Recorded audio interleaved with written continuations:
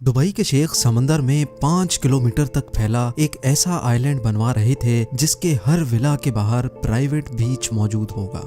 समंदर की खतरनाक लहरों को रोककर वहां एक लग्जरी आइलैंड बनाने का सुहाना ख्वाब जो दुबई के शेख ने देखा था, वो इंजीनियर्स और वर्कर्स के लिए एक घिनौना ख्वाब साबित हुआ। ज़ेम टीवी की वीडियोस में एक बार फिर से खुशामदीद। नाजरीन, इस वीडियो के पार्ट 1 में आपने देखा कि कैसे दुबई की कोस्ट लाइन जो सिर्फ 70 किलोमीटर पर फैली हुई थी, उसको 124 किलोमीटर तक फैलाने के लिए ये पाम शेप का आइलैंड डिजाइन किया गया। इस पाम शेप के आइलैंड को समंदर की लहरों से बचाने के लिए इंजीनियर्स ने जब एक आउटर वॉल बनाने का फैसला किया तो उसके लिए 99 लाख टन पत्थर अरेंज कहां से किए गए।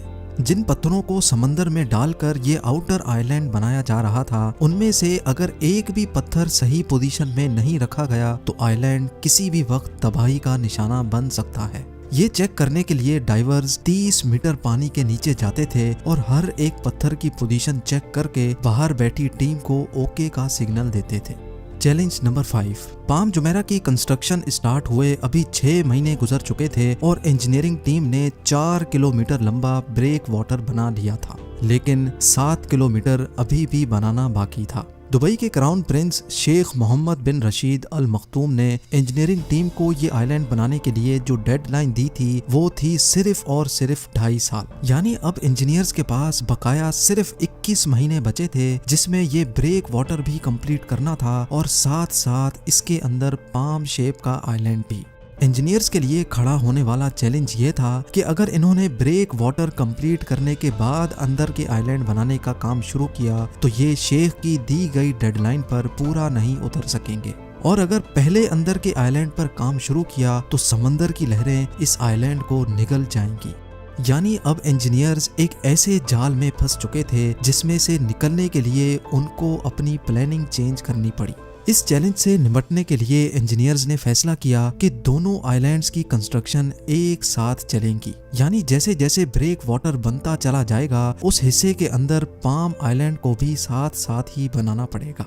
अभी ये प्लानिंग हुई ही थी कि सर्दियों का मौसम आ पहुंचा और एक नई मुसीबत गले पड़ गई। हर साल सर्दियों के मौसम में अरेबियन गल्फ तेज हवाओं के निशाने पे रहता है, जिनको शमाल स्टॉर्म्स कहा जाता है। इन तेज हवाओं की वजह से समंदर काफी भयानक हो जाता है, इतना भयानक कि इसमें ट्रेवल करना ही बहुत मुश्किल होता है। आइलैंड की कंस्ट्रक्शन के लिए समंदर का पुरसुकून होना बहुत जरूरी था। इस तूफान की वजह से 2 महीनों तक कंस्ट्रक्शन का काम हॉल्ट पे था, लेकिन इन 2 महीनों के दौरान कंस्ट्रक्शन टीम ने अपना टाइम जाया नहीं किया, बल्कि एक ऐसे मसले का सॉल्यूशन ढूंढने लगे जो वाकई एक बहुत ही मुश्किल टास्क था। Challenge number 6। पाम आइलैंड को बनाने के लिए 94 मिलियन क्यूबिक मीटर रेत चाहिए थी। अगर वजन के हिसाब से बात की जाए तो इस पाम ट्री शेप के आइलैंड को बनाने के लिए हैरत अंगेज तौर पे 1.5 करोड़ टन वजनी रेत रिक्वायर्ड थी, जो कि वाकई एक सर फिरा देने वाला टास्क था। चैलेंज ये नहीं था कि इतनी सारी रेत आइलैंड साइड तक पहुंचाई कैसे जाएगी, बल्कि चैलेंज ये था कि इतनी सारी रेत लाई कहां से जाएगी। अगर आप ये समझ रहे हैं कि ये रेत दुबई के रेगिस्तान से उठाई जाएगी तो आपका अंदाजा बिल्कुल गलत है। दुबई के रेगिस्तान में बेशक इतनी रेत है कि उसकी कोई लिमिट नहीं, लेकिन ये रेत बहुत ही बारीक है जिसको अगर पानी में डाला गया तो वो पानी में मिक्स हो जाएगी। यानी इंजीनियर्स को एक ऐसी रेत चाहिए थी जो पानी में मिक्स भी ना हो और जिससे आइलैंड मजबूती से खड़ा भी रहे। रिसर्च के बाद मालूम पड़ा कि इस काम को अंजाम देने के लिए जो रेत चाहिए थी वो समंदर के बॉटम से ही मिलेगी। कंस्ट्रक्शन साइट से 10 किलोमीटर दूर समंदर में एक ऐसा पॉइंट तलाश किया गया जहां बॉटम पर इतनी ज्यादा रेत थी जो इस आइलैंड को बनाने में पूरी पड़ सकती है। समंदर के बॉटम से ये रेत निकालने के लिए ड्रेजर का इस्तेमाल किया गया, जो रेत को सक करके अपने टैंक में भर लेता था। सिर्फ 1 घंटे में ये ड्रेजर 8000 टन वजनी रेत अपने टैंक में भर लेता था और फिर कंस्ट्रक्शन साइट पर आकर ये रेत स्प्रे कर दी जाती थी। इस पूरे प्रोसेस को रेन बोइंग कहा जाता है। रेत को निकालने से लेकर कंस्ट्रक्शन साइट तक ले जाने में एक ड्रेजर को 4 घंटे लगते थे और एक वक्त में 8000 टन रेत ट्रांसपोर्ट की जाती थी। यानी अगर ये ड्रेजर सिर्फ डे टाइमिंग्स में 12 घंटे काम करेगा तो पूरे 1.5 करोड़ टन रेत लाने में 2 साल लग जाएंगे। लेकिन इंजीनियर्स के पास इतना टाइम कहाँ था, इसीलिए ये फैसला किया गया कि एक वक्त में कई ड्रेजर्स ये काम अंजाम देंगे ताकि कम से कम टाइम में शेख की दी हुई डेडलाइन पर पूरा उतर सके। Challenge number 7, palm tree shape के आइलैंड को रेन बोइंग के जरिए से बनाना इतना आसान भी नहीं था। इस पूरे प्रोजेक्ट में सिर्फ एक लाइन सीधी थी, बाकी सारी लाइंस कर्व्ड शेप में थी और खास तौर पे ट्री का ये कॉम्प्लिकेटेड शेप इंजीनियर्स के लिए काफी मुश्किलात खड़ी कर रहा था। ड्रेजर समंदर में रेत स्प्रे तो कर रहा था और आहिस्ता आहिस्ता आइलैंड का कुछ हिस्सा समंदर के ऊपर भी आ चुका था, लेकिन अब जानना यह था कि जो शेप ये लोग बनाना चाह रहे थे वो वाकई बन भी रही है कि नहीं। अगर गलत पोजीशन में रेत स्प्रे की गई तो ना सिर्फ आइलैंड का शेप बर्बाद होगा बल्कि पैसा और टाइम दोनों बर्बाद हो सकते हैं।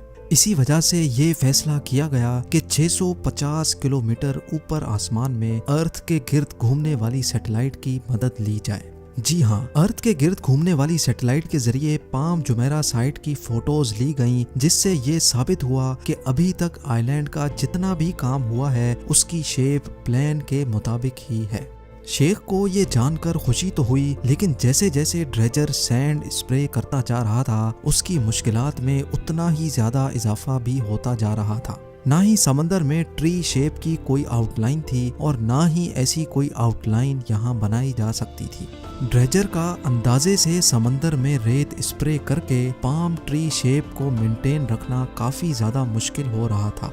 अब इंजीनियर्स को कुछ ऐसा करना था जिससे ड्रेजर को पिन पॉइंट एक्यूरेसी पता चल सके और वो फिर वहीं तक रेत स्प्रे करे। इस काम को अंजाम देने के लिए जीपीएस टेक्नोलॉजी का इस्तेमाल किया गया। वर्कर्स जिनके हाथ में जीपीएस यूनिट मौजूद थे वो आइलैंड के बॉर्डर पे वॉक करते जाते और उनकी पोजीशन का रियल टाइम डाटा सेव होता जाता था। जीपीएस कोऑर्डिनेट्स का ये डाटा ड्रेजर को भेजा जाता था और ड्रेजर सिर्फ उसी पॉइंट पर रेत स्प्रे करता था जहां मैनुअली इंसान वॉक करके गया था। ये सॉल्यूशन पूरी तरह काम कर रहा था और अब ड्रेजर पिन पॉइंट एक्यूरेसी से आइलैंड के बॉर्डर पे फिलिंग कर रहा था।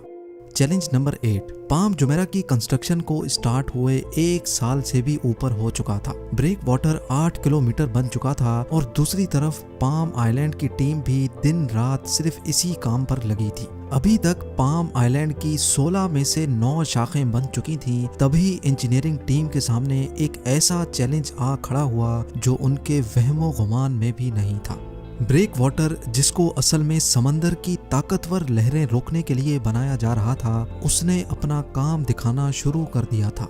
वो वाकई लहरों को तो अच्छी तरह रोक रहा था, लेकिन अब आइलैंड के अंदर पानी का बहाव कम हो चुका था। यानी जो पानी आइलैंड की अंदरूनी साइड पे था वो एक ही जगह खड़ा रहकर मैला और बदबूदार होने लगा था। ये एक ऐसा मसला था कि अगर अभी इसका कोई सॉल्यूशन ना निकाला गया तो इस बात का पूरा चांस था कि शेख का ये प्रोजेक्ट बुरी तरह से फ्लॉप हो जाएगा। अब इस मसले से निपटने के लिए आइलैंड के डिजाइन में चेंजेस करना जरूरी था। कुछ तो ऐसा करना होगा जिससे आइलैंड के अंदरूनी साइड पर पानी चलता रहे ताकि वो खराब ना होने पाए। खुशकिस्मती से इंजीनियर्स को इसका एक अच्छा सॉल्यूशन मिल गया। ये फैसला किया गया कि ब्रेक वाटर को 2 साइडों से तोड़कर वहां ब्रिज बनाए जाएंगे ताकि एक साइड से पानी का प्रेशर अंदर जाए और दूसरी साइड से बाहर निकल सके। ये सॉल्यूशन आखिरकार काम कर गया और पूरे 2 हफ्तों के बाद आइलैंड के अंदर फंसा बदबूदार पानी आहिस्ता आहिस्ता वापस बाहर निकल गया। चैलेंज नंबर 9, अगस्त 2003 में पाम जुमेरा का ब्रेक वाटर कंप्लीट हो चुका था। 99 लाख टन पत्थरों से बना 250 मीटर चौड़ा ये ब्रेक वाटर समंदर की लहरों को अच्छी तरह से रोके हुए था। इसके एक ही महीने के बाद पाम आइलैंड की टीम से भी अच्छी खबर आ गई।